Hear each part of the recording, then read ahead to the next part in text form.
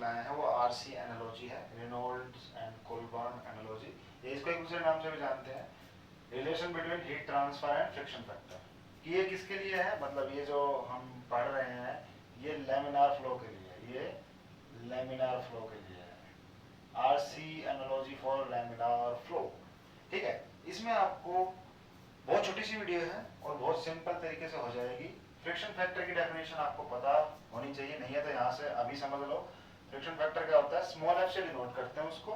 Friction factor होता है shear stress eight wall, shear stress eight wall, wall मतलब दीवार, divided by kinetic density.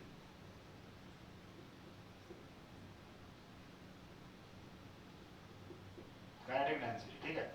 Shear stress eight wall को है ना टाउ डब्ल्यू से रिप्रेजेंट करते हैं, टाउ के पैरों में डब्ल्यू, और ये होती है half rho V square. V यहाँ वेलोसिटी है, वी वेलोसिटी है, half rho V square, V velocity है, रो डेंसिटी ऑफ फ्लूइड है, ठीक है। और वी यहाँ पर यू इन्फिनिटी, मतलब वेलोसिटी जो है वो फ्री स्ट्रीम वेलोसिटी के इक्वल है।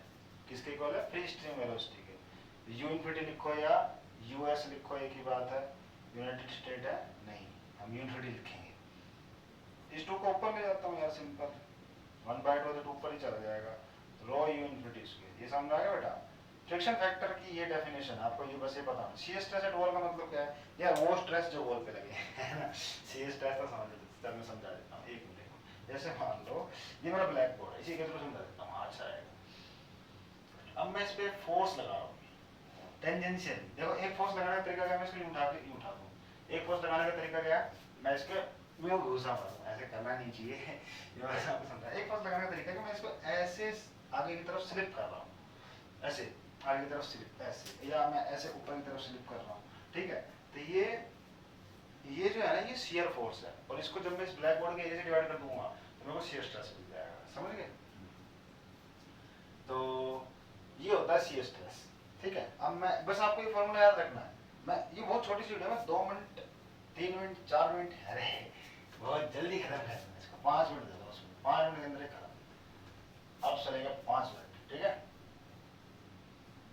देखो अब मैं जो बता रहा हूँ आपको, आपको क्या पता होना चाहिए, शियर स्ट्रेस कैसे निकालूंगा। फ्रिक्शन फैक्टर तो तभी निकलेगा जब टाउ डब्ल्यू वैल्यू होगी। शियर स्ट्रेस क्या होता है, न्यूटन लॉ ऑफ विस्कोसिटी से, nu du by dy, dux लिख लो अपॉन dy। ux मतलब है वेलोसिटी की डायरेक्शन x एक्सिस के लॉन्ग, u के पैरों में x है, मतलब वेलोसिटी जो है ना, फ्लूइड जैसे मान लो ये आपकी एक फ्लैट प्लेट है, तो फ्लूइड x एक्सिस के लॉन्ग फ्लो कर रहा है, ठीक है। ये कहना चाह रहा है वेलोसिटी x डायरेक्शन में।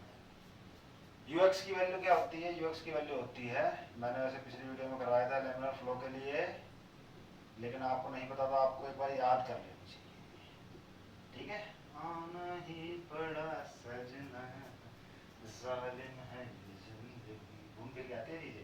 ux का होता है बेटे 3/2 y upon delta minus 1/2 y by delta का होल क्यूब, ठीक है। अब मुझे करना क्या है, वॉल पर अगर शियर स्ट्रेस निकालना है तो y को 0 करना है, क्यों, क्योंकि इतना देखो जैसे ये वॉल है, अच्छा ये आप कैसे समझ रहे हैं, चलो मैं समझ देता हूँ। जैसे बेटे ये आपकी वॉल है, ऐसे रखी हुई है, तो ये x एक्सिस के लॉन्ग रखी हुई है, और x एक्सिस के लॉन्ग डायरेक्शन यही तो वॉल है, x एक्सिस पे रखी हुई है। x एक्सिस पे y 0 होता है, क्योंकि कोई भी कोऑर्डिनेट लिखूंगा 7,0 -9,0 -3,0 0 आ रहा है ना y की वैल्यू, यानी x एक्सिस इक्वेशन क्या होती है, y 0। यानी ये कह रहा है कि पूरी वॉल पर, पूरी की पूरी जो मेरा सॉलिड सरफेस है ना, ऐसे जो रखा हुआ है फ्लैट, पूरा पूरा सॉलिड सरफेस पर मेरा शियर स्ट्रेस वेलोसिटी ग्रेडियंट क्या है, मुझे कहाँ निकालना है, पूरी की पूरी वॉल पर जो मेरा स्ट्रेस है वो मेरा शियर स्ट्रेस एट वॉल है। और मुझे उसकी वैल्यू कैसे मिलेगी, जब मैं वेलोसिटी ग्रेडियंट निकालूंगा, यानी dux/dy निकालूंगा सिर्फ वॉल पर, यानी y को 0 पुट करके जब मैं वेलोसिटी का डिफरेंशिएशन करूंगा ना सीधी भाषा में, तो मेरे को जो स्ट्रेस मिलेगा, शियर स्ट्रेस मिलेगा, वो वॉल का मिलेगा, वो सिर्फ वो मिलेगा जो सिर्फ सॉलिड सरफेस पे लग रहा होगा, ठीक है। तो इसको एक बार डिफरेंशिएट करो, तो बेटे 3/2 upon y delta, 3/2 upon 2 delta को बाहर डेल्टा तो कांस्टेंट है, और y का 1 हो जाएगा माइनस 1/2 अपॉन में डेल्टा क्यूब भी बाहर आ जाएगा, और y क्यूब का 3y तो कोई हो जाएगा। इतना समझ में आ गया, अरे बोलो नहीं यार, सिंपल है, आ जाओ इसकी वैल्यू निकालना कहाँ चाहता हूँ, y इज इक्वल टू तेरे सनम मर मिटेंगे हम। अरे इसमें y को 0 पुट कर दो, हाँ पढ़ा पढ़ा ठीक है, y को 0 पुट करोगे तो ये चीज़ तो बेटा पूरी 0 हो जाएगी, है ना बेटा, हो जाएगी ना, ये वाली 0 नहीं आएगी तो ये मैं एज इट इज लिख दूंगा। लेकिन ये होता है you X upon you infinity, और यहाँ यू इन्फिनिटी बाहर आ जाता है, ठीक है। मुझे याद है, बस मैं थोड़ा सा हल्के हाथ से लेता हूँ ताकि पहले समझा सकूँ। ये you X upon you infinity होता है, और यू इन्फिनिटी होती है फ्री स्ट्रीम वेलोसिटी जो कांस्टेंट होती है, तो वो वैसे भी डिफरेंशिएशन से बाहर आ जाएगी। तो ये किसकी वैल्यू, तो इसकी वैल्यू क्या आएगी, D U X upon D Y at Y is equal to 0, U infinity को उधर ले जाओ क्रॉस मल्टीप्लाई से। ये सोच रहे तो बैठे बैठे यार यू इन्फिनिटी तो लिखा ही नहीं अब तक, इसे समझाने के लिए नहीं लिखा था यार, पता तो मुझे भी है, मैं ही पढ़ाया यार, ठीक है। तो बेटा you X upon you infinity इसके इक्वल होता है, अगर यू इन्फिनिटी ना होगा तो डिफरेंशिएशन यही आएगा, तो यू इन्फिनिटी तो कांस्टेंट है वैसे भी बाहर चला जाएगा, फिर ये सिंपल सोल्व कर दिया, y को 0 पुट कर दिया और यू इन्फिनिटी को मल्टीप्लाई कर दिया, ये इसकी वैल्यू है, इसकी तो इसमें डाल दो, टाउ डब्ल्यू की वैल्यू आ जाएगी, तो टाउ डब्ल्यू की वैल्यू क्या आ गई, 3/2 यू इन्फिनिटी म्यू अपॉन में डेल्टा, ठीक है। ये फ्रैक्शन फैक्टर वाली इक्वेशन पुट करते हैं। एक बात और यहाँ की यही सुन लो, चलो मैं वहीं चल के बताता हूँ वहाँ गा यही बताऊंगा, कहाँ ले जा रहे हो सर हमें, एफ इज इक्वल्स टू में 2 टाउ डब्ल्यू अपॉन में रो यू इन्फिनिटी स्क्वायर, ठीक है। तो 2 को नीचे ले आओ एफ के, टाउ डब्ल्यू वैल्यू पुट कर दो 3 यू इन्फिनिटी म्यू अपॉन में 2 डेल्टा रो यू इन्फिनिटी, ये 2 से 2 मत काटना, कहीं काट दो, रहने दो, काम आएगा, अभी बताता हूँ कहाँ काम आएगा। तो ये क्या आ गया 3 म्यू अपॉन में 2 डेल्टा यू इन्फिनिटी। बेटा जी यहाँ पे डेल्टा की वैल्यू जो होती है ना, वो हमने वैसे पिछली वीडियो में निकाली थी, नहीं देखी तो डिस्क्रिप्शन में लिंक है, देख लो, और अगर नहीं देखनी है तो यहाँ देख लो, बस छोटा सी बात है, आपको ये पता होना चाहिए डेल्टा की वैल्यू लेमिनार फ्लो के लिए क्या होती है 4.64 अपॉन में आर ई एक्स, और आर ई के पैरों में एक्स है, मल्टीप्लाई में एक्स नहीं है आर ई के, Reynold number at any x, किसी भी एक्स इक्वल टू 1 पर रिनॉल्ड नंबर क्या होगा, 2 पर क्या होगा, 3 पर क्या होगा, लेमिनार फ्लो के लिए। और ये आर ई के जो पैरों में एक्स है, इसकी वैल्यू क्या होती है rho u infinity x upon mu, rho density है फ्लूइड की, यू इन्फिनिटी वेलोसिटी है फ्री स्ट्रीम की, एक्स कोई भी एक पॉइंट है जिस पर आप रेनॉल्ड नंबर निकालना चाहते हो एक्स एक्सिस के अलोंग या ऑन दी बॉडी या सॉलिड बॉडी के ऊपर, और ये viscosity mu, viscosity of fluid, ठीक है। बस यहाँ डाल दो,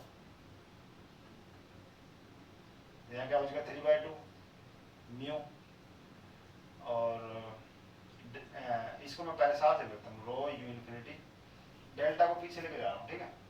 अब डेल्टा की वैल्यू पुट कर रहा हूँ, डेल्टा की वैल्यू क्या आएगी, एक्स को उधर ले जाओ, दोनों तरफ एक्स से मल्टीप्लाई कर दो ना, ये कट गया, डेल्टा की वैल्यू ये आएगी 4.64 इंटू एक्स अपॉन में आर ई एक्स नीचे आएगा, नीचे वाला ऊपर चला जाएगा, ठीक है, जो नीचे आता है वो ऊपर भी जाता है।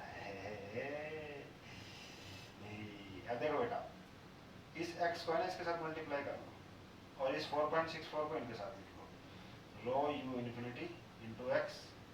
क्या ये इसको देख के ऐसी बात याद आ रही है आपको, कहीं पे देखा है, अरे यही तो देखा है, ये बस उल्टा लिखा हुआ है, तो 1 अपॉन आर एक्स लिख दो, मतलब इसको नीचे ले आओ, हाँ मैंने भी इसको देखा है, तो लिख दो इसके अंदर, इसको आर एक्स लिख दूं, कैसे कैसे लोग हैं अभी भी सोच रहे हो क्या लिख दिया तो बेटा ये 1 पावर है, ये 1/2 है, इससे कटेगी तो ये 1/2 बच जाएगी, तो क्या वैल्यू है, इसको जब सोल्व करोगे, इसको जब सोल्व करोगे ये आएगा 0.332 अपॉन में आर ई एक्स का रूट, ये क्या हो गया, ये क्या हो गया, जय श्री राम जय श्री राम ओ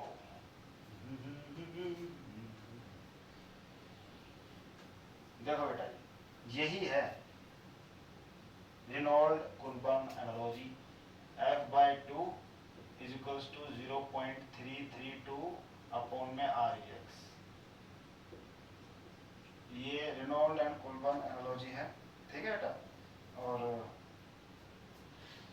इसके हाँ अब आप सोच रहे होंगे यार फ्रिक्शन फैक्टर और heat transfer,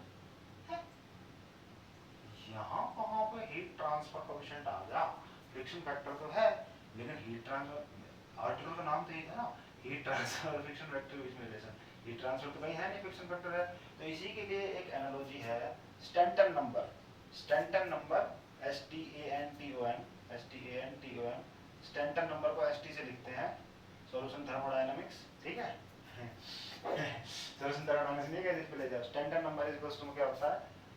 standard number is equals to में होता है नसल नंबर NU अपॉन में रेनॉल्ड नंबर इनटू में प्रांटल नंबर, ठीक है। ये मैं एक बार वैसे ही बता रहा हूँ थोड़ा सा। और नसल नंबर क्या होता है? नसल नंबर की वैल्यू होती है HX upon K। Reynold number की वैल्यू होती है अभी बताई थी रो यू इनफिनिटी लिख लो, V लिख लो, एक ही बात है, ठीक है। रो V X upon mu. Prandtl number की वैल्यू क्या होती है? ये होती है CP upon K into mu. Mu से म्यू कैंसिल, K से K कैंसिल और X से X कैंसिल। स्टैंडर्ड नंबर की वैल्यू क्या आ गई बेटे? H अपॉन में रो VCP, ठीक है। ये स्टैंडर्ड नंबर की वैल्यू है। तो अब मैं आपको क्या कहना चाह रहा हूँ कि जब आप स्टैंडर्ड नंबर को प्रांटल नंबर की पावर 2/3 से मल्टीप्लाई करोगे तो F/2 आ जाएगा। ये आपको याद रखना है कि जब आप स्टैंटन नंबर को, इस चीज को प्रांटल नंबर इससे की पावर 2/3 से मल्टीप्लाई करोगे तो F/2 आ जाएगा। यानी ये F/2 किसके इक्वल है? Stanton number into Prandtl number की पावर 2/3, है ना। और स्टैंटन नंबर में HR है, H हीट ट्रांसफर में आता है, तो हीट ट्रांसफर और फ्रिक्शन फैक्टर में रिलेशन आ गया ना। हीट ट्रांसफर का कोफिशिएंट ही है वैसे, लेकिन है तो वो हीट ट्रांसफर का ही टर्म ना एक, तो आ गया यहाँ से। इसी को बोलते हैं RC एनालॉजी। इसको क्या बोलते हैं? Reynold and Colburn analogy. Analogy which is required expression for RC analogy. तो ये बहुत छोटा सा, बहुत सिंपल सा, प्यारा सा नन्हा मुन्ना टॉपिक था जो मैंने बड़े ही ध्यान से प्यार से करवा दिया है। आपको भी इतने ही प्यार से करना है, ऐसे आ जाएगा सामने, मुझे पता है पहली वीडियो में आ चुका है। तो लाइक कर दो, सब्सक्राइब कर दो चैनल को, शेयर कर दो वीडियो को। कुछ नहीं समझ में आया तो पूछ भी लो, और किसी नए टॉपिक वीडियो बनानी तो कमेंट भी कर दो, अच्छा लगा तो भी कमेंट कर दो, और तुम्हें लग रहा है बोर कर दिया यार, क्या पढ़ाया किसने पढ़ाया, तो वो भी कमेंट करके बताओ, और अच्छा पढ़ाने की कोशिश करेंगे, क्या बुरी बात है। तब तक के लिए टाटा।